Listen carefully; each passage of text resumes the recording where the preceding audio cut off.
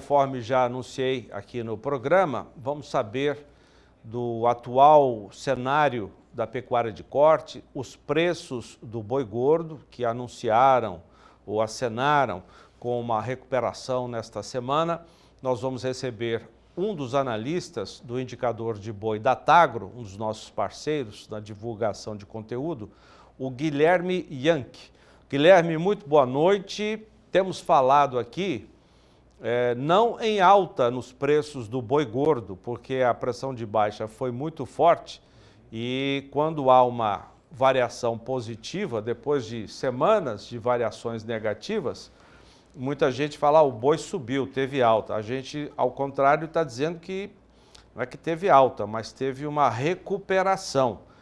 E há muitos indícios na nossa avaliação de que essa recuperação já começou. Qual é a avaliação da Tagro, que trabalha com as informações de quem faz negócio, né? Muito boa noite. Boa noite, Zaidan. Boa noite a todos os amigos telespectadores do canal do Boi. A gente teve um período realmente impressionante, os preços caíram muito, muito rápido ao longo de agosto. Se a gente tiver que fazer um comparativo rápido, acho que 1/3 do que a gente tinha observado de queda no ano até o final de julho se repetiu rapidamente em um mês. O preço caiu coisa de 10% em 30, 40 dias ali, então realmente foi impressionante. Foi um alongamento de escalas muito significativo, chegou a superar os 35 dias pontualmente aqui em São Paulo, que é para essa base. E assim, é relativamente simples de explicar o que ocorreu, né? A gente passou por um momento de ciclo, em 2020, 2021 principalmente, que tinha pouca oferta de gado e um estímulo de China muito forte, né? Então, o que já era um pouco natural do ciclo do gado, gerou um estímulo ainda maior para que a gente construísse um estoque abundante. Calhou de, nesse ano, a gente começar a sentir um pouco melhor esse excesso de oferta. Junto disso, o mercado interno que está patinando aí faz um bom tempo. Junto disso, China, que foi uma grande decepção, não só para o boi, tá? Isso vale para diversos outros fundamentos também. Essa reação dos últimos dias, ela foi basicamente uma reação mais comportamental, né? Então, quem que tem coragem de entregar o boi a R$190 por arroba em São Paulo? Essa que é a questão, acho que isso traduz bem. Em algum momento, os preços iam corrigir. Isso, na nossa avaliação, aqui está muito perto do piso, que a gente faz alguns cálculos aqui, algumas proxies, né, números que traduzem o que parece ser um piso no mercado do boi. A gente bateu nele, voltou a subir um pouquinho, agora está se acomodando, mas novamente, Zaidan, você muito bem disse, não é uma alta que justifica que mude a coisa do dia para a noite, parece ser uma correção natural, né? O preço caiu demais, voltou um pouco, a curva futura está apontando até uns 230 nos contratos mais líquidos, acho que muito mais do que isso é um pouco difícil que a gente acredite que suba.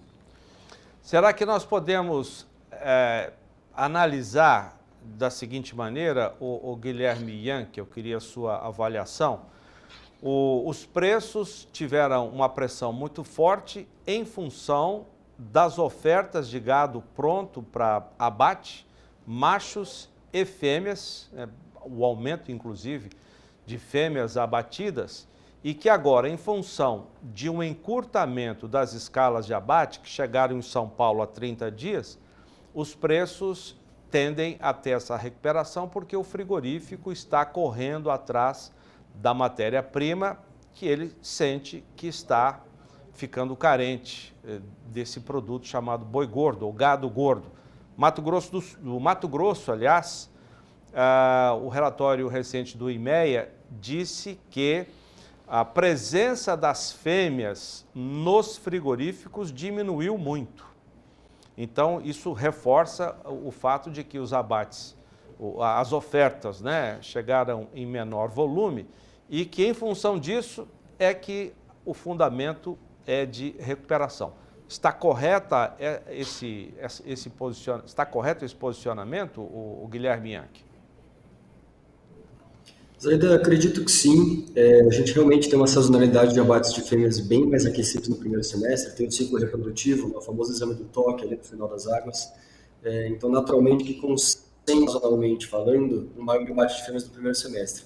Só que nesse ano, a gente de novo teve o problema de vaca louca, foi ali uma disrupção terrível, nosso setor ficou 30 dias sem poder exportar para a China, nosso principal cliente. E algo que foi observado, os nossos dados apontaram isso preliminarmente, mas o resultado completo que o IBGE divulgou aí há algumas semanas comprovou isso, foi que o que já era esperado por conta do nosso momento de ciclo pecuário e por conta da sazonalidade de maiores abates de fêmeas no primeiro semestre, foi na prática potencializado pelo embargo. O que eu quero dizer com isso? Se a gente ficou 30 dias sem exportar para a China, não tinha prêmio China sendo ofertado no mercado, e o produtor teve que optar por segurar os animais na fazenda, muitas vezes ele não consegue segurar tudo, né? Existe uma necessidade de caixa, todo mundo precisa de dinheiro para pagar as contas do dia seguinte. O que ocorreu foi, o produtor optou por abater as fêmeas ao invés dos machos no período de embargo, naturalmente isso acelerou um pouco esse excedente de oferta que é causado exatamente pelos abates de fêmeas aquecidos, né? Então, na nossa visão aqui, isso realmente ocorreu, os dados do IBGE comprovam isso, né? No passado, se você pegar a taxa de abates de fêmeas, ela aumentou, mas ela ainda estava muito próxima da média histórica. Nesse ano, ela já está muito acima da média histórica, comprova que é realmente uma liquidação de rebanho vigente. Esse é o momento de ciclo que a gente está. E em algum momento a gente ia sentir esses pequenos desequilíbrios. A questão não é só uma grande oferta de fêmeas que existe, realmente a de fêmeas foi a mais relevante até agora, mas dado que a gente passou por esse processo de potencialização do que já era esperado para o primeiro semestre, agora a gente está começando a sentir qual o tamanho do estoque de gado como um todo, sem considerar tanto mais esse efeito dos abates de fêmeas, que tem uma relevância maior no primeiro semestre. Como a gente enxerga isso? Tem muita oferta de gado de confinamento no segundo semestre, a gente vai sentir agora os estoques de gado de machos também, que foram construídos nesse mesmo período de China. Isso, muito provavelmente, gera um efeito de aceleração no que a gente chama de inversão do ciclo pecuário, né? Então, se a gente bateu muita fêmea agora, provavelmente vai começar a faltar bezerro antes do que seria esperado pelo ciclo natural. Então, assim, realmente, enxugaram-se as ofertas de fêmeas, isso tem sido observado sim, os nossos dados aqui do indicador do boi da Tagro também mostram isso. Se a gente pegar a parcial de setembro agora, até o dia 13, a gente já tem uma taxa de abates de fêmeas abaixo da média histórica, nossos números mostram 32% de fêmeas no percentual de animais abatidos, mas a questão é que não é só fêmea que tem de oferta no mercado, né? A gente considera um estoque muito abundante de gado, um excedente de fêmeas foi bem sentido no primeiro semestre. Acho que a gente ainda tem muito estoque para queimar aí, mas com certeza esse pequeno suporte de enxugar um pouco a oferta de fêmeas definitivamente ajuda sim. Guilherme Yancchi, nós estamos aqui com o nosso comentarista, o João Pedro Cuti Dias, que quer participar também na conversa com você. João Pedro. Boa noite, Guilherme. Guilherme, nós abordamos a questão de oferta, a questão de demanda. Na segunda-feira passada apareceu um número do MDIC muito alto, mais de 14 mil toneladas de média diária. Nessa semana, vocês que acompanham as exportações, acompanham a programação de embarque, você vê qual é a média que você calcula que ocorreu agora nessa segunda semana de setembro, em termos de embarque de carne para exportação? Na nossa visão aqui, isso já ocorreu em outros momentos também. O SESEX tem uma certa distorção, né? Ele tem ali 30 a 45 dias de atraso na média, isso já foi calculado de diversas formas. Se a gente cruza o nosso dado de exportação aqui com o de importação da China, isso fica bem claro. E assim, a gente teve o feriado da primeira semana de setembro, só que como a gente está olhando o resultado de 30, 40 dias atrás, provavelmente ele contabilizou uma pequena torcida no número, né? Então, ele estava considerando 5 dias úteis por conta do feriado. Se a gente colocar isso para perto de 6 ou 7, o número fica mais próximo de 10 a 12 toneladas diárias de média embarcada. É mais ou menos esse valor que a gente está observando nessa semana, João Pedro. E se continuar mais ou menos nessa toada, o valor vai ser similar ao que a gente viu em agosto. Então, algo entre 180 e 200 mil toneladas. Os nossos parceiros aqui têm reportado que os fluxos têm melhorado com os chineses, eles têm se mostrado aquecidos nas compras agora no fim de ano. A sazonalidade é boa, eles têm construído estoques no chinês, essas compras deles já começam a ser populosas agora e, ao que tudo indica, parece que está indo bem em termos de volume. O problema é sempre, o preço ainda não está ajudando. A gente teve uma pequena correção do dólar nos últimos dias, hoje fechou 4,87, se eu não me engano, o dólar comercial, então também ajuda a dar uma pressionadinha a mais. Claro, é um patamar que, aos preços atuais do boi, é confortável, os preços reagindo. Não quer dizer que a coisa vai ficar muito ruim em termos de rentabilidade para ser exportadora do setor. Então, parece que vai ser um resultado bom, mais ou menos parecido como foi agosto, talvez fique um pouco abaixo do ano passado, porque foram 200 mil toneladas em setembro do ano passado, né? Então, se cair não quer dizer que está ruim, só quer dizer que foi menos de 200 mil toneladas, que são embarques recordes por mês. Mas a gente vê aí com bons olhos o segundo semestre, tem que ter uma certa esperança, a sazonalidade é boa para os chineses comprarem um pouco mais, cortando taxa de juros aqui no Brasil, provavelmente o nosso câmbio volta a depreciar um pouco, contribui para que as exportações abram um pouco mais de espaço ali, para pagar um pouco mais no animal terminado. Existem boas perspectivas para o segundo semestre agora nas exportações, mas ainda existe uma limitação de preço, principalmente por conta do fator chinês, né? A gente ainda tem que ter muita cautela quando fala de China. O mercado tem visto, sim, alguns sinais de melhora no mercado chinês, mas ainda é muito cedo para a gente falar que resolveu a situação. A China realmente está lenta, isso foi visto em diversos momentos nos últimos 5, 6 meses, mas alguns sinais têm pipocado de melhora, tá? Acho que isso é um ponto importante de trazer aqui. A gente pode ter, sim, surpresas positivas no segundo semestre, e é difícil acreditar que seja muito mais impressionante o tamanho da queda do que foi agora em agosto, né? Realmente assustou o mercado como um todo, né? Não foi uma coisa muito normal de se observar. Naturalmente já corrigiu, parece que estamos ao pouco consolidando e encontrando um equilíbrio no mercado do boi. Bom, eu vou até pedir para a Tauana, se tiver daqui a pouco, colocar o dólar, o fechamento do dólar, já até para completar o que disse o Guilherme Yancke. Nós temos também, Guilherme, um mapa das escalas de abate com a data de ontem. Vou pedir para colocar na tela para a gente acompanhar, sempre lembrando que a Datagro processa as informações de quem faz os negócios e chega a Datagro a esses números. Tem os indicadores, daqui a pouco vamos dar os indicadores também. A escala de abate para data de ontem, no Pará, 4 dias, 4,2 dias úteis, Tocantins, 4 em queda, na Bahia, praticamente estável, 6,8 dias, Minas Gerais, 5 dias, Goiás, 6,6 dias em queda, Mato Grosso subiu, uma subida importante, 12,3 dias, Rondônia também praticamente não subiu, 3,8 dias, Mato Grosso do Sul também bem leves, pouco mais de 5 dias, e São Paulo, que é a praça de referência, está com 17 dias de escala, embora hoje em queda. Algum comentário, Guilherme, sobre essas escalas? Claro, Zaidan. Alguns pontos interessantes de se destacar aqui. O movimento da escala São Paulo, acho que é o principal destaque, mas foi também observado algo muito similar em Mato Grosso, Minas Gerais e algumas outras praças também. Foi muito impressionante ali entre meados de agosto, desde o começo, ali do dia 10 de agosto até mais ou menos a primeira semana de setembro. A escala saiu de 10, 12 dias, que ela estava razoavelmente estável, claro, com algumas oscilações, chegou a ter 36 dias em São Paulo, nada caiu para 8, 9 de novo no começo dessa semana e já voltou a alongar um pouquinho, tá agora nesses 17 aí, que se a gente comparar com os 36 a metade, então até que tudo bem, né? Cara, isso comprova com o volume de oferta que existe nesse mercado. Os dados preliminares de abate CIF mostram isso, renovação de máximos de 5 anos aí para todos os meses desde maio, ou seja, realmente está se abatendo muito gado nesse país. E retomando aquele ponto, Zaidan, não é só fêmea que tem de oferta esse ano, é estoque de gado como um todo, né? E esses resultados ainda muito aquecidos de abate, de escalas conseguindo ser preenchidos com alguma facilidade no período em que sazonalmente não tem tanta fêmea para ser ofertada no mercado de abate, comprova que realmente é um estoque de gado abundante, envolve macho. A gente vê sim ainda um espaço para muita oferta de gado de confinamento saindo nesse segundo semestre, houveram boas oportunidades de preparação, mas principalmente, e aqui acho que dá para olhar um pouco com os nossos dados do indicador do boi também, tem crescido muito o número de terminações mistas nos animais abatidos que a gente recebe as informações aqui.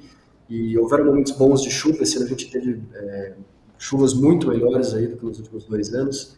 Então o pasto, ele ajuda a dosar bem os volumes de vinho, só que a gente considerar que ainda existe um mercado chinês que está comprando, que ainda existe uma certa vantagem em terminar um animal precoce, o arraçoamento ele alia bem junto, ali, sem precisar tomar um risco tão grande, como é um de confinamento, que tem que ser algo realmente mais estruturado, mais bem preparado. Então ainda existe muito estímulo para a produção pecuária no Brasil. Acho que essa que é a grande conclusão aqui. Mesmo em um momento difícil, como esses estoques construídos 2 anos e meio atrás estão só entrando no mercado de abate agora, né? Então, se a gente pensar que essa é a última leva de bezerro caro, entre aspas, que aquele bezerro de mais ou menos R$3 mil no começo do ano passado, vendido com 12 meses, né, para morrer com 30, isso quer dizer que provavelmente essa é a última transição de custos sendo carregados sendo um pouco elevados, e aí a gente vai entrar num cenário que a oferta vai continuar abundante, provavelmente, mas os custos dos animais que vão ser abatidos vão começar a ser um pouco mais baixos gradativamente. Acho que entra aí nessa conta milho, pasto melhor, reposição mais barata, já está com uma troca super boa com o bezerro agora, por exemplo, você compra mais de 2 bezerros, uma cabeça de gado terminado hoje, então eu acho que é mais ou menos nessa linha, Zé. O estoque é abundante, isso facilita o preenchimento das escalas, mas olhando de uma forma mais construtiva, é uma transição que está levando para um animal que está custando mais barato, né? Então isso ao longo do ano tende a se tornar um cenário de maior consolidação. A gente já vê sinais desse tipo, a gente soltou uma notinha hoje bem interessante, mostra que o diferencial de base esticou muito rápido essa semana com essa aviação de São Paulo, e via de regra, se realmente o diferencial volta a esticar, sinaliza um equilíbrio entre as praças, né? Então esse é um movimento esperado, mesmo com as escalas alongando rápido, parece que o mercado está relativamente firme, é um sinal de consolidação, é um sinal de equilíbrio, então mesmo que a oferta seja abundante, a gente tenha preocupações, um copo meio cheio, meio vazio, a gente opta pelo um pouquinho mais cheio nesse curtíssimo prazo, pensando aí que ao longo do ano os animais vão custar um pouco mais barato, tem um monte de ferramenta aí de sistema que ajuda a tornar a gestão de custos um pouco mais acessível. O mercado está um pouco mais confiante nessa transição que a gente vai viver agora no segundo semestre. Guilherme, o ano passado aconteceu um fenômeno interessante, foi caindo o preço da arroba até a metade do ano praticamente. Aí as escalas encolheram muito, ficou muito curta as escalas. O que fizeram os frigoríficos? Aumentaram o preço e puxaram uma escala que estava em uma semana, 8 dias, para quase 30 dias. E a partir daí, eles derrubaram o preço praticamente até o próximo do fim do ano. Tu acha que não é um risco, novamente, de acontecer um fenômeno igual a esse, deles segurar, aumentar o preço agora, recuperar um pouquinho o preço e, porém, depois voltar com aquela política de, estou com a escala cheia por 20 dias, por 30 dias, e agora só compro num patamar muito mais baixo? Eu acho que 2 pontos que ajudam a explicar. O primeiro, essa dinâmica é bastante natural, não é um cabo de guerra. O produtor quer receber um pouquinho mais, o frigorífico tem que ser um pouco mais eficiente nas compras. Eu acho que existe espaço para que esse patamar de 220, 230, ele seja bem mais cara de equilíbrio do que esses 200. Por que eu digo isso? Porque sazonalmente a demanda do segundo semestre é melhor. No primeiro semestre é uma demanda mais lenta, a gente teve decepção com a China. Se juntar isso com um estoque muito abundante, e isso é carregado um pouco para esse início do segundo semestre também, existe um excesso de oferta. Isso é nítido. Então, não é como se essa fosse uma estratégia premeditada, é simplesmente um novo patamar de equilíbrio. Eu acho que, sim, as escalas podem voltar a alongar, já voltaram a alongar um pouquinho, né? Nesses últimos 2, 3 dias, São Paulo já chegou aí aos 17 dias, o Zé acabou de mostrar aqui para nós, mas eu acho que é um cenário de mais equilíbrio do que de enfrentar uma baixa vertiginosa como a gente viu agora em agosto. O segundo semestre é melhor de demanda, mesmo que a gente ainda tenha muito estoque de gado, considerando que o excedente de oferta foi maior até agora, se a demanda ajudar, e já há sinais muito bons de que ela deve ajudar, não só nas exportações, como também no mercado interno, vimos uma firmeza muito boa na carcaça casada, a competitividade com o frango melhorando substancialmente nos últimos 2 meses. Então, nossa visão aqui, particularmente, é de que o equilíbrio entre oferta e demanda tem que ser muito melhor ao longo desse segundo semestre do que a gente viu pontualmente agora em agosto, até que os preços não se sustentaram a 190, né? Isso tem muito cara de piso. Então, provavelmente, o equilíbrio é maior, mesmo que as escalas se alonguem. Acho que o efeito comportamental do cabo de guerra vai tornar a coisa mais equilibrada naturalmente, e a demanda tende a ajudar também nesse período. Bom, você falou no dólar, o dólar caiu hoje, vamos colocar rapidamente, porque eu tenho os preços do indicador, que eu queria que você comentasse também. O dólar terminou hoje praticamente na estabilidade, 0,03%, R$ 4,87 mais um. O Guilherme Yancchi, analista da Tagro, eu vou colocar os números do indicador de hoje. Pode colocar na tela, por favor, que eu queria que você comentasse. São Paulo apresentou mais um dia de alta, né? Vamos colocar os números à vista, já com... O indicador é que é uma média ponderada dos últimos 3 dias, né? São Paulo fechou com 1% de alta a R$ 218,42, mas tem negócios na máxima de R$ 200. Guilherme, por favor, seu comentário para os números de hoje. Vamos lá. Terceira alta seguida, que a gente viu aí, traz um belo de um alento para o setor. Todo mundo sentiu um clima melhor nesses últimos dias, negociações estão indo melhor, todo mundo gostando de ver os preços um pouco mais altos. Quando os preços caíram muito aqui em São Paulo, caíram muito no Brasil inteiro, mas algo que foi muito interessante de observar foi que os diferenciais de base se estreitaram muito. Mato Grosso do Sul chegou a ficar com média acima de São Paulo. Esse não é um movimento que historicamente sinaliza que a coisa está equilibrada, está consolidada. Então a gente já esperava ou uma pontada de São Paulo ou uma queda maior das outras praças.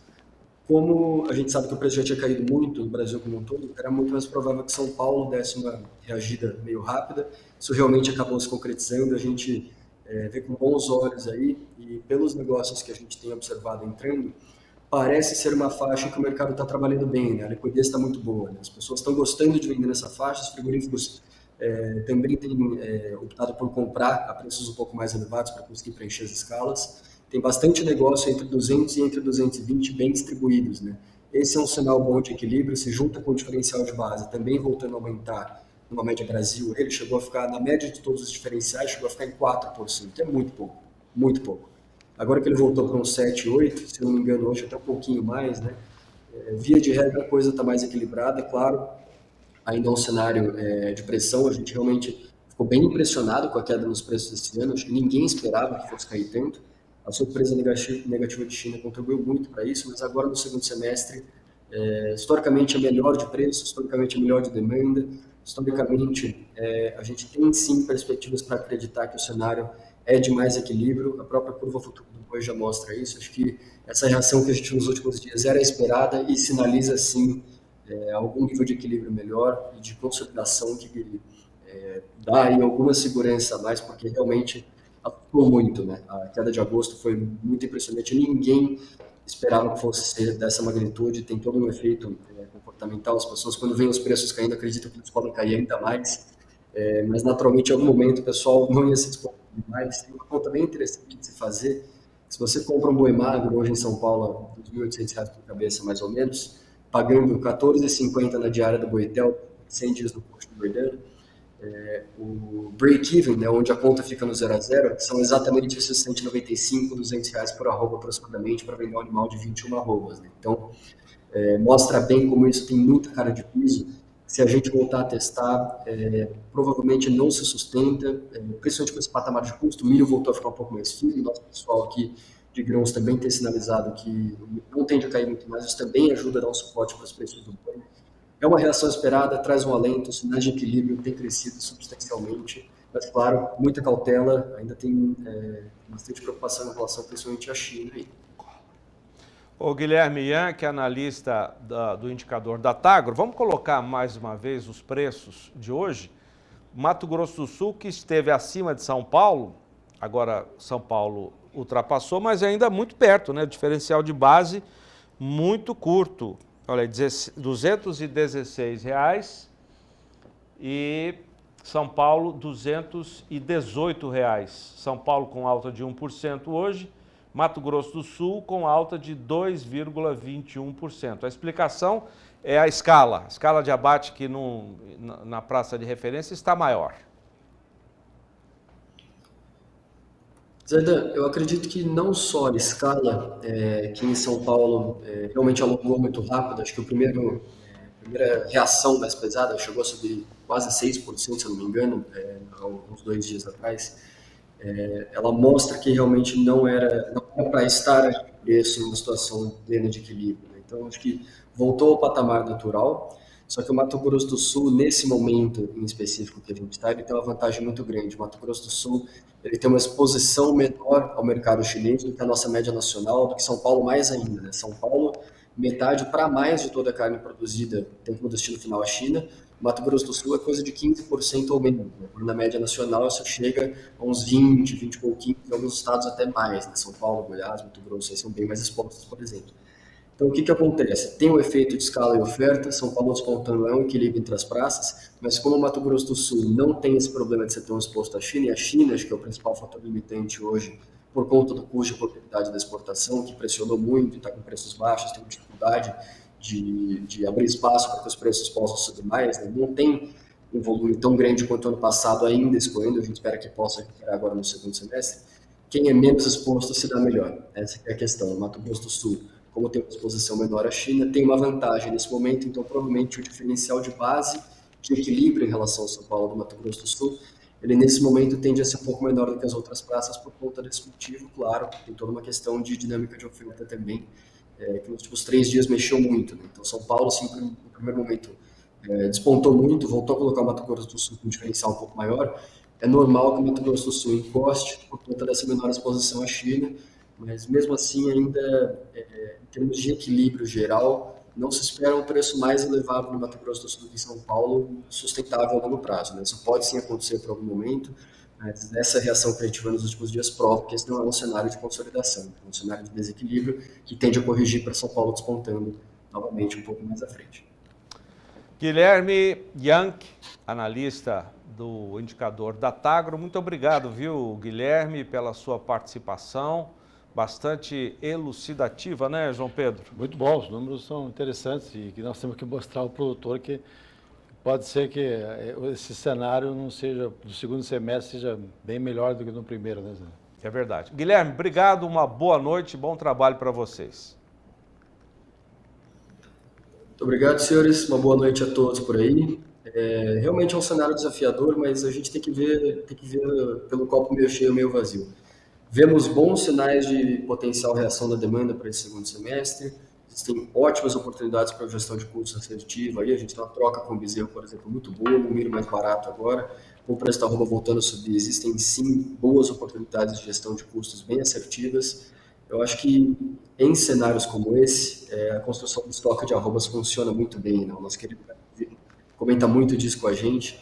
Quem tem pasto, quem está com dinheiro ou consegue ter algum caixa já a fazenda, é uma boa oportunidade para avaliar uma construção de estoques de arrobas, pensando aqui que os bezerros sendo vendidos com 12 meses hoje vão morrer só daqui a 1 ano e meio, e o SDA já está achando que ano que vem vai começar a faltar bezerro, parece ser uma boa oportunidade, uma janela legal para a gente começar a avaliar aí, considerando a nutrição, intensificação, tem muita oportunidade boa, o setor da pecuária aqui no Brasil tende a ser melhor e mais competitivo do que boa parte dos nossos competidores no mercado internacional.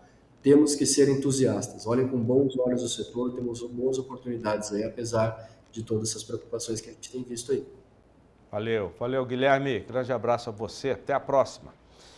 João Pedro Cuti Dias, bom final de semana junto às crias em São Gabriel do Oeste. Vai para lá agora, não? Amanhã de manhã, se Deus quiser. O setor que mais apanha nesse negócio é a cria, porque o terminador ele vai vender o boi barato, tal, mas compra quase dois bezerros com o valor do boi e tal. O problema é a cria, e o criador brasileiro fez um esforço muito grande.